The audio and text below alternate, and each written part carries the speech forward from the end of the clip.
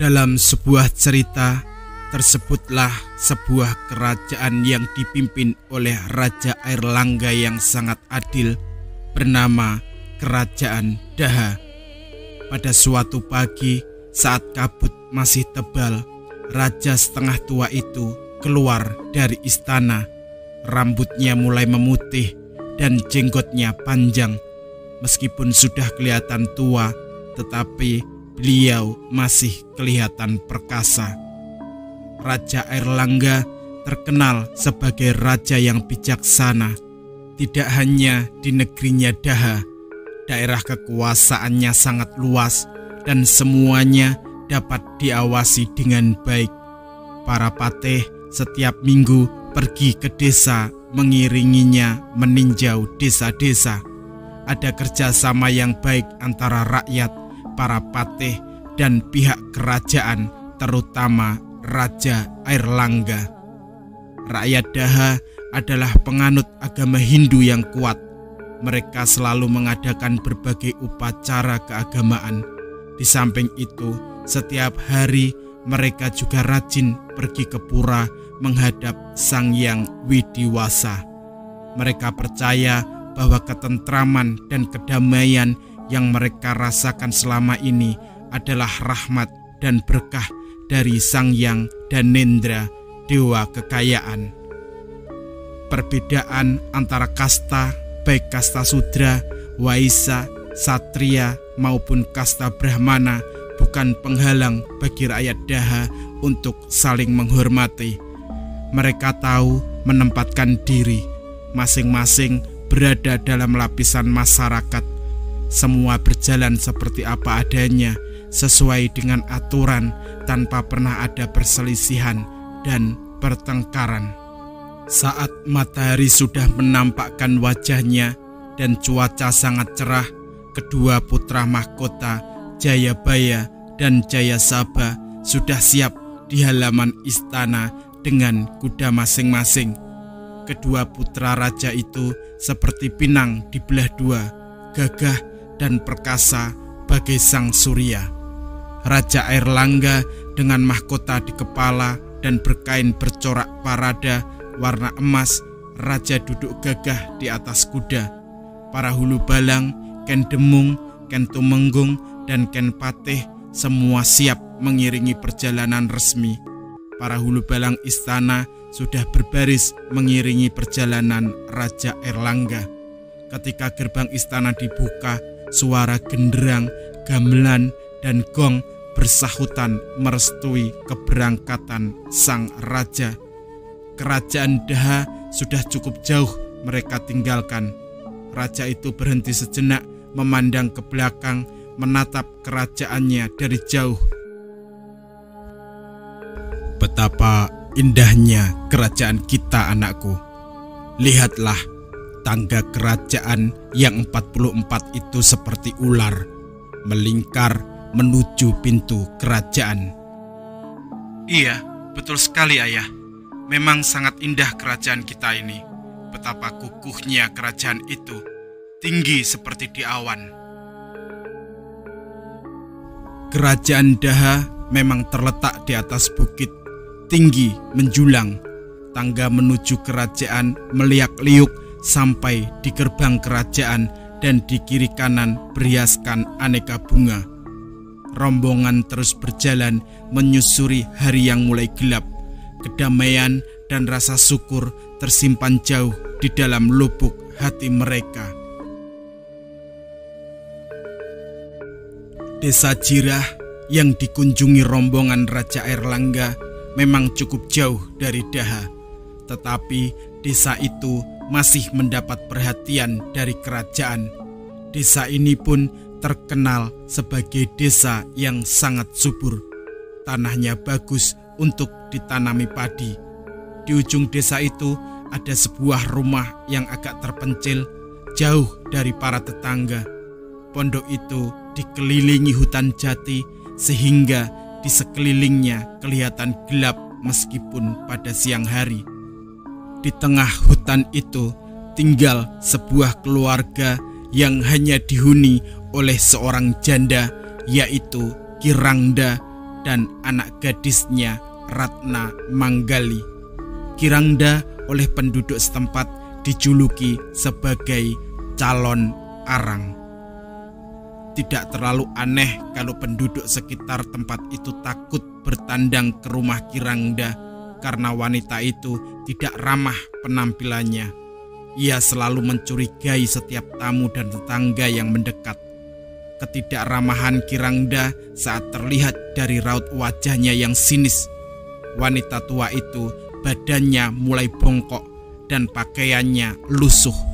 Tubuh tinggi dan kurus, mukanya lebar dan pucat, kedua matanya sipit, hidungnya panjang, dan tulang pipinya menonjol, tanda wataknya yang keras. Rambutnya yang panjang selalu digerai sehingga menambah kusam wajahnya. Jika berjalan, kedua tangannya selalu ke belakang dan jarinya saling menggenggam. Dari kejauhan, terlihat wanita tua itu sedang mencari sesuatu. Bolak-balik dari samping rumah ke depan. Karena tidak menemukan apa yang dicari, wanita itu berteriak memanggil anaknya. "Ratna Manggali, cepat kemari! Di mana sesajen yang kemarin sore aku ramu?" Ratna Manggali keluar rumah mencari suara ibunya. "Iya, Bu. Bukannya sesajen-sesajen itu sudah Ibu letakkan di kamar suci, Bu? Kalau Ibu ingin membakar dupa, nanti aku ambilkan apinya ya, Bu." Kamu memang anak yang baik, Ratna Manggali. Tidak sia-sia hidupku mempunyai anak secantik kamu. Tapi sayang, nasibmu belum mujur. Ratna Manggali, anaknya, menatap kepergian ibunya dengan pandangan sedih, penuh dengan penyesalan.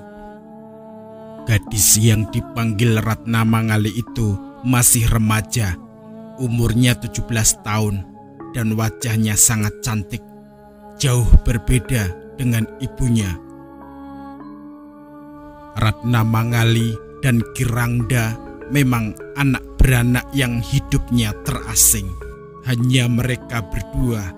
Di sekitar penduduk itu juga kurang suka dengan penampilan Kirangda yang selalu curiga dan berprasangka kematian suaminya yang meninggal karena terkena ilmu hitam.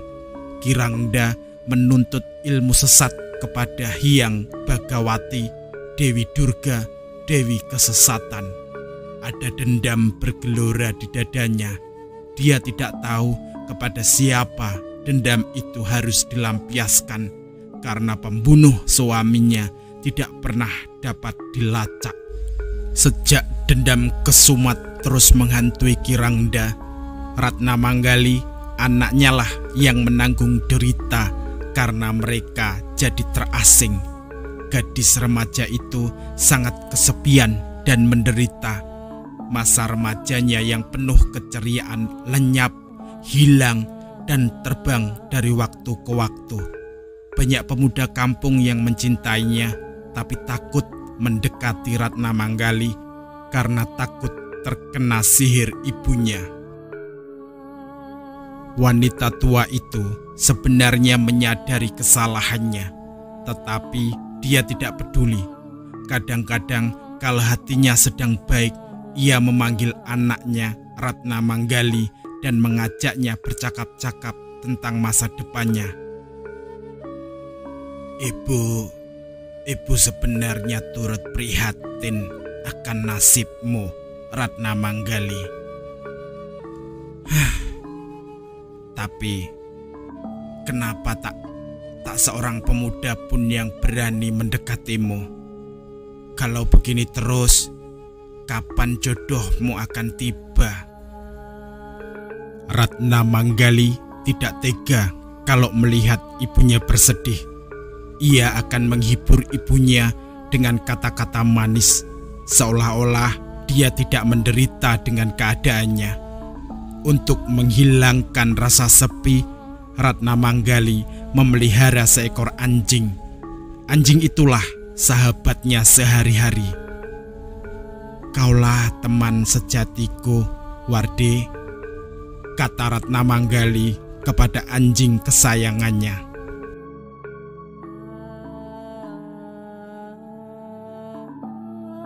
Sekali waktu, ada seorang pemuda dari desa sebelah barat ingin mencoba kesaktian ilmunya kepada Kirangda. Pemuda itu bernama Widyasta.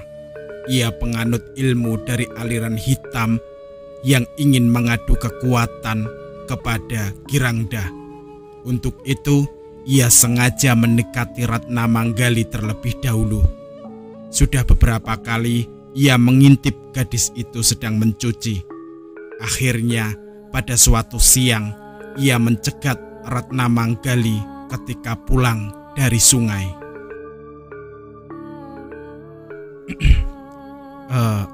Mohon maaf, gadis cantik. Di manakah rumah Kirangda? Saya ingin menyampaikan amanat dari guru saya. Seketika pipi Ratna Manggali bersemu merah ketika dia tahu pemuda itu bertanya kepadanya. "Rumah itu ada di tengah hutan jati. Kebetulan saya juga mau pulang ke sana," sahut Ratna Manggali dengan suara pelan. Mendapat jawaban dari gadis itu, Widyasta seperti mendapat bulan. Dia sengaja membuka percakapan agar mendengar suara Ratna Manggali yang serak basah. Gadis ini sangat cantik, tapi ada kesepian yang tersimpan dalam sorot matanya. Dengan malu-malu, Ratna Manggali berjalan di belakang Widyasta. Tetapi pemuda itu beberapa kali menyejajarkan jalannya. Sepanjang jalan, Ratna Manggali tidak berbicara kalau tidak ditanya, dan Widyasta berusaha terus membuka percakapan. Tanpa mereka sadari, rumah Kirangda sudah ada di hadapan mereka. "Silahkan masuk, silahkan duduk dulu ya, saya panggilkan ibu," kata Ratna Manggali kepada tamunya, dan ia berjalan ke kamar suci, tempat di mana Kirangda bersemedi. "Ibu, ada utusan Dewi Durga yang ingin menyampaikan pesan." Suara itu membuyarkan semedi Kirangda. Dengan kening berkerut dan pandangan penuh tanda tanya, Kirangda keluar. Ketika melihat di hadapannya ada seorang pemuda sealiran dengan dirinya, timbul harapan di lubuk hatinya. Inilah calon menantuku. Widyasta berusaha bersikap semanis mungkin.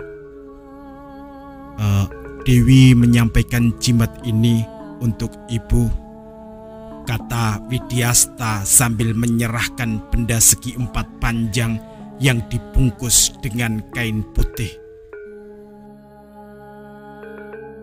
Kirangda langsung paham apa sebenarnya isi jimat itu. Wanita tua itu memandang pemuda di hadapannya dari ujung rambut sampai ujung kaki berkali-kali. Setelah itu, Widyasta diminta tinggal beberapa hari di situ karena pemuda itu sudah mendapat perhatian Kirangda. Pucuk dicinta, ulam pun tiba, pikir Widyasta. Sejak saat itu, Widyasta dan Ratna Manggali semakin akrab. Kirangda tertawa terkekeh-kekeh melihat keintiman kedua muda-mudi itu. Akhirnya impianku menjadi nyata.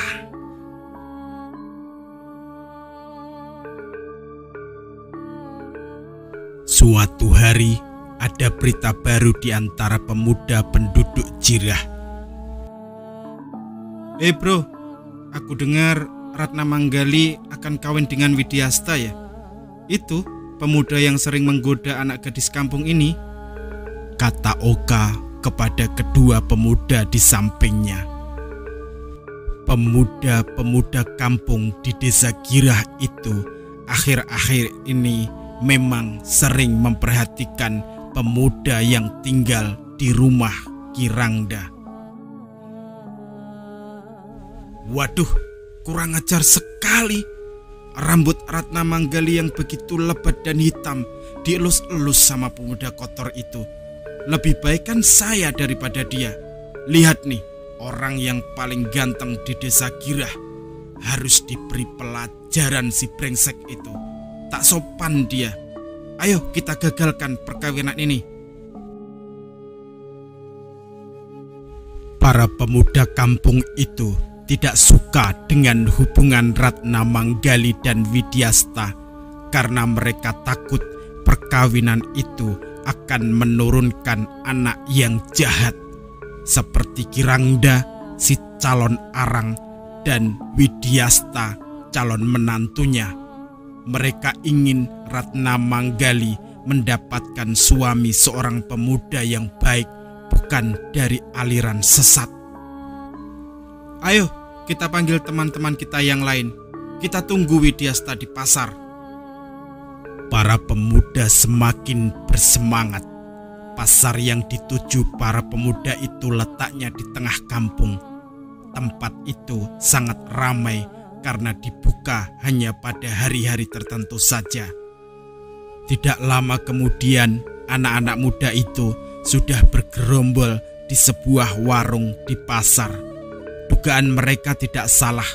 Beberapa detik kemudian, Widyasta berjalan terhuyung-huyung. Pakaiannya hitam-hitam. Ketika ia bertemu dengan Ayu Mas, tangan gadis itu dipegang dan dipeluknya. Wahai adik manis, kemarilah sayang, aku kangen sama kamu, kata Widyasta dengan suara yang sangat menggebu. Gadis yang berada dalam pelukannya itu meronta-ronta dan minta tolong. Tolong! Tolong! Lepaskan! Mendengar teriakan itu, para pemuda yang sedang dilanda amarah bergerak serentak. Widyasta dikurung lalu dipukuli. Widyasta tidak tinggal diam. Dia melawan dengan gerakan yang tidak terkontrol, lalu berteriak, "Kalau kalian satria, lawan aku satu persatu." Mendengar tantangan itu, Bagas maju paling dahulu. Pemuda itu pernah menuntut ilmu pada Pendeta Agung Empu Baradah, tetapi tidak sampai tamat. Tanpa banyak bicara, pemuda itu maju menantang Widyasta yang sudah berdarah mulutnya. Widyasta memang terkenal pemuda ganas, pemarah, dan pemabuk. Dengan cepat sekali dia masang kuda-kuda dan gerakan yang dilakukannya adalah kuda-kuda ilmu hitam, setan. Tangannya mengeluarkan api, matanya merah membara, dan dari jari kaki dan tangannya keluar kuku yang sangat panjang. Bagas pun gentar melihat Widyasta dalam keadaan seperti itu. Dengan sekali sentak, tubuh Bagas hangus terbakar. Melihat temannya berguling-guling tidak berdaya, terkapar di tanah, gerombolan pemuda itu marah. Mereka menggebrek-gebrek Widyasta yang beringas. Meskipun Widyasta berilmu tinggi, ia tidak kuasa melawan orang banyak. Akhirnya Widyasta terkapar tidak berdaya. Anehnya, setelah terkapar di tanah, tubuh itu kembali seperti semula, menyeramkan. Para pemuda banyak yang bergidik bulu kudunya menyaksikan kejadian itu. Kita buang saja manusia iblis ini keluar kampung. Mengapa? Iya, jangan sampai Kirangda tahu, bisa gawat. Wah, bisa hancur seluruh kampung ini. Ayo cepat kita gotong.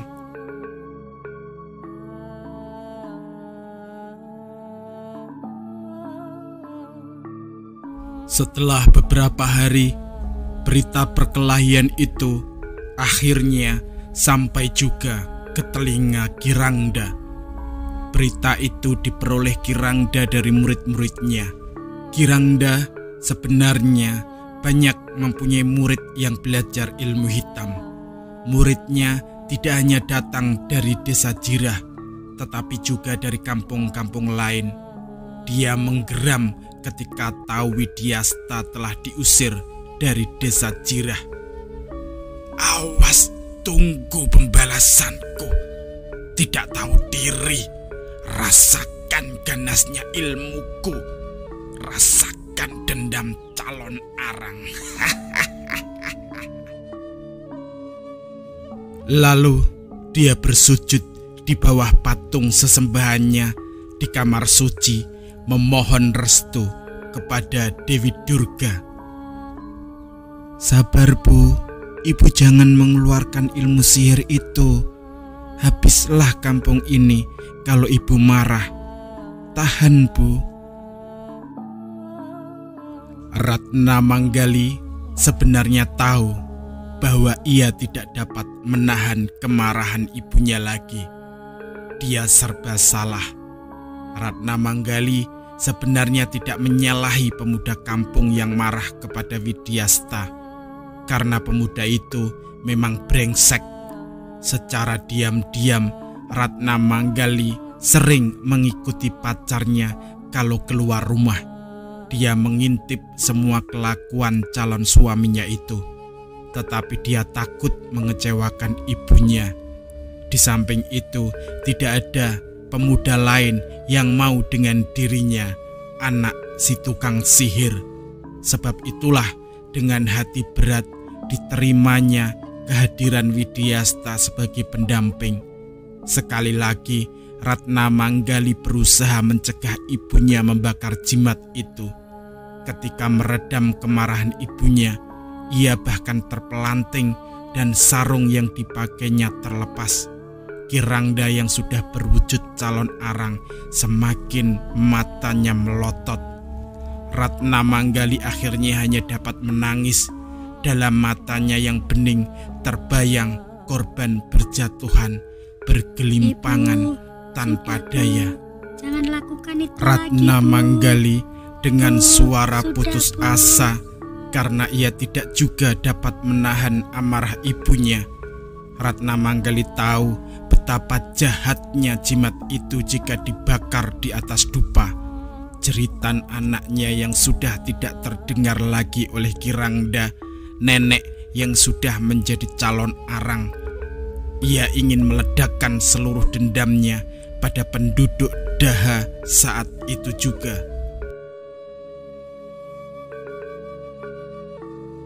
Semerbak wangi dupa menyelubungi kamar, rumah, halaman, kebun, dan seluruh kampung di 4 juru desa Jirah, kemudian menyebar ke seluruh Daha.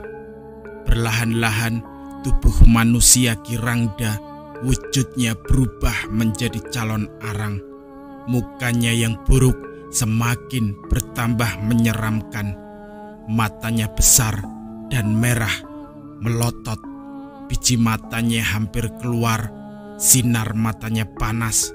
Dari mulutnya keluar 2 taring yang sangat panjang. Lidahnya menjulur-julur dan keluar api. Kuku kaki dan kuku tangannya memanjang melilit. Dari hidungnya yang besar keluar nafas, bunyinya seperti deru kereta api. Melihat wujud ibunya seperti raksasa, Ratna Manggali mundur beberapa langkah, berlutut di pojok kamar.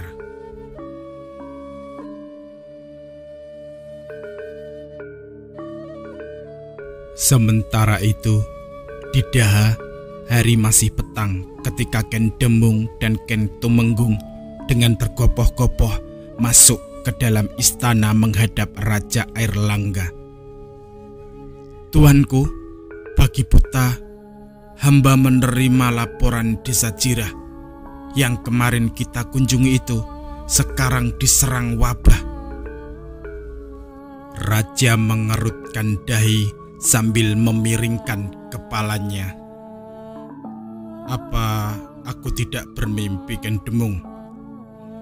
Kata raja sambil merapikan duduknya di atas kursi kerajaan dan berkata lagi, kemarin desa itu aman-aman saja. Sawah-sawah akan panen dan rakyat dalam keadaan damai. Gendemung tahu sendiri kan? Benar Tuan, wabah itu datang seperti halilintar. Bahkan wabah itu menyerang semua tanaman dan juga menjangkiti penyakit aneh pada bayi. Mendengar berita kedua, patihnya Raja Airlangga langsung menyiapkan diri pergi menuju Jirah. Sebelum itu, Raja memerintahkan Jayabaya dan Jayasabha ikut serta. Saat inilah kesempatan ia melihat keperkasaan kedua putranya. Matahari belum terbit ketika raja dan rombongan pergi menuju ke desa Jirah melihat malapetaka yang menimpa negerinya. Di tempat lain, di Jirah, desa yang dahulunya tenang dan damai tiba-tiba terserang wabah. Wabah itu datang bagai hantu tanpa sosok, menjalar ke seluruh pelosok desa. Dalam waktu sehari, padi yang merunduk dan menguning itu tiba-tiba kering dan kosong. Hamparan hijau yang sejuk itu berubah menjadi coklat dan gersang. Palawija yang siap petik sekonyong-konyong pun ikut layu. Sumur-sumur mengering, rakyat banyak yang menderita busung lapar. Semua menanggung derita. Rakyat sungguh panik menghadapi malapetaka ini. Patih Sidura Wacana memukul kentongan, mengundang seluruh rakyat desa berkumpul. Para bapak dan ibu, malapetaka datang tanpa diundang. Panen kita gagal total tahun ini. Kita harus mencari jalan keluar dari kesengsaraan ini. Semua rakyat yang hadir berwajah murung. Kerumunan penduduk di aula desa itu semakin kalut ketika bayi yang dipegang istri Patih Ki Jaya Kusuma tiba-tiba merejang dan tidak bernafas lagi. Oh anakku, anakku, apa yang terjadi? Anakku, tolong! Wanita itu berteriak sejadi-jadinya, lalu dia menyeruak. Kerumunan menuju ke depan menyusul suaminya. Patih Ki Jaya Kusuma kaget. Dia bengong, tak tahu apa yang harus diperbuatnya karena bayinya sudah meninggal. Beberapa detik kemudian, kegaduhan semakin memuncak ketika rombongan Raja Daha itu tiba. Semua rakyat panik menyongsong raja. Dengan gagah Jayasabha naik ke atas mimbar dan menenangkan kegaduhan itu. Rakyatku semua, tenanglah, jangan gusar dan panik. Malapetaka ini memang datang tiba-tiba sekali, tapi pasti semua ini ada sebabnya. Untuk itu, mari kita musyawarah dengan Yang Mulia Raja Airlangga. Mendengar suara Jayasabha yang berwibawa, kegaduhan berhenti sebentar. Beberapa menit kemudian, suasana menjadi gaduh kembali. Bahkan ada yang berteriak, "Bagaimana bisa tenang sementara perut lapar? Sawah saya jadi lapangan, Tuan." Melihat kegaduhan itu, Jayasabha dan Jayabaya meminta ayahnya cepat menanggulangi keadaan. Dulu jika ada keributan, raja dengan tangkas maju ke depan. Tetapi sekarang raja sudah tua, geraknya tidak selincah dulu. Raja mengakui kelambatannya karena memang sudah berumur. Semua ini tanda ketuaannya. Dirinya mulai usur. Jayasabha dan Jayabaya menolong Raja Airlangga, ayahnya, naik ke atas mimbar. Dengan wajah muram dan sedih, raja membuka pertemuan itu. Suaranya berat, pelan, dan penuh kesedihan, tapi berwibawa. Sekarang saya minta Patih Ki Jayakesuma untuk maju ke depan, menjelaskan semua masalah ini. Ki Jayakesuma dipanggil berkali-kali tapi tidak muncul, karena Patih itu sudah lama pingsan ketika melihat bayinya meninggal begitu saja. Akhirnya raja meminta wakil Patih Ki Jayakesuma yang berbicara. Saat itu juga muncul Patih Sidura Wacana. Patih inilah yang menjelaskan kepada raja bahwa petaka ini datang bukan karena kemarahan Dewi Sri, tetapi kemarahan Kirangda, si calon arang. Raja menggeleng-gelengkan kepala dan berbicara serius dengan Patih Sidura Wacana.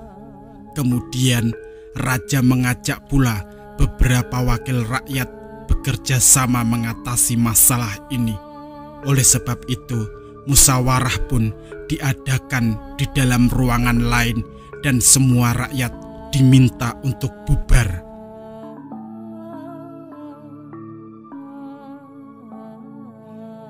Setelah musyawarah diadakan, seluruh rakyat Daha mengambil keputusan bahwa Kirangda harus dipanggil dan akan dihadapkan ke depan sidang. Patih Ki Jayaswara dan Patih Sidura Wacana ditugasi memanggil Kirangda untuk mempertanggungjawabkan perbuatannya di kerajaan Daha. Menanggapi keputusan itu, rakyat masih dapat bersorak-sorai gembira di sela-sela penderitaan mereka. Dalam benak mereka, bencana yang menimpa mereka akan segera berakhir. Ketika memasuki ruangan, Kirangda sangat sombong. Wanita yang buruk rupa itu terus mendongakkan wajahnya. Sebaliknya, Ratna Manggali, anaknya yang berjalan di sisinya, tertunduk terus. Gadis itu kelihatan malu. Mereka berdua duduk bersimpuh di hadapan raja.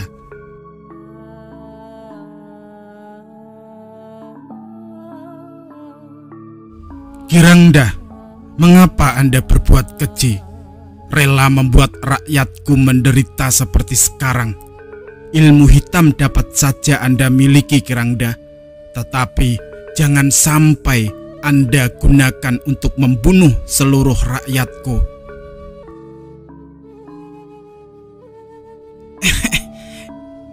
Perbuatan mereka juga kejam terhadap hamba dan anak hamba Ratna Mangali. Calon suaminya diusir dari desa ini dengan jalan kekerasan.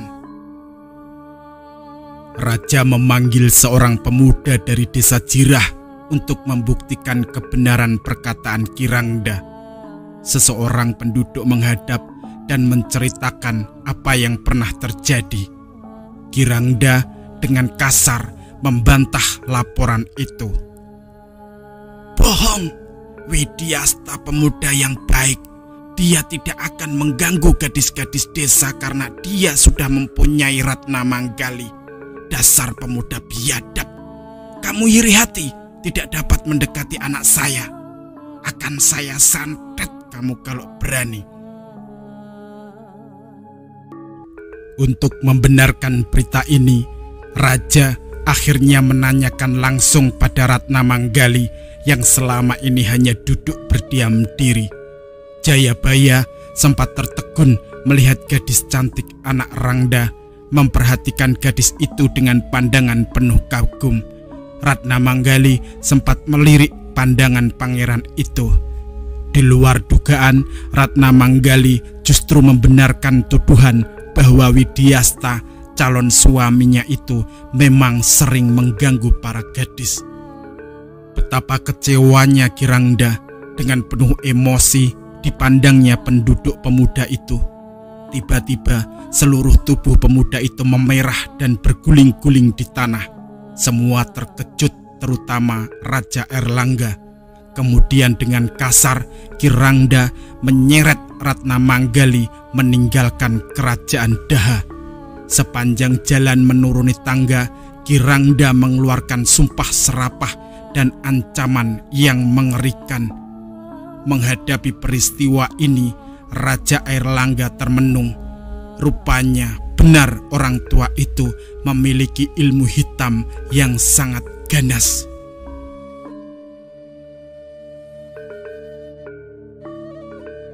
Kemudian Raja kembali memusyawarahkan apa yang harus dilakukan untuk menghukum wanita ganas dan jahat itu. Akhirnya diambil kata sepakat bahwa wanita itu akan dihukum dengan jalan membunuhnya ketika wanita itu sedang tidur. Pertimbangan itu diambil karena hanya pada saat tidur itulah ilmu sihir Ki Rangda tidak bekerja. Raja mengutus pasukan terlatih untuk menangani kasus ini, yaitu Patih Sidura Wacana, Patih Ki Jayaswara, Ken Demung, dan Ken Tumenggung, serta beberapa hulu balang yang terlatih.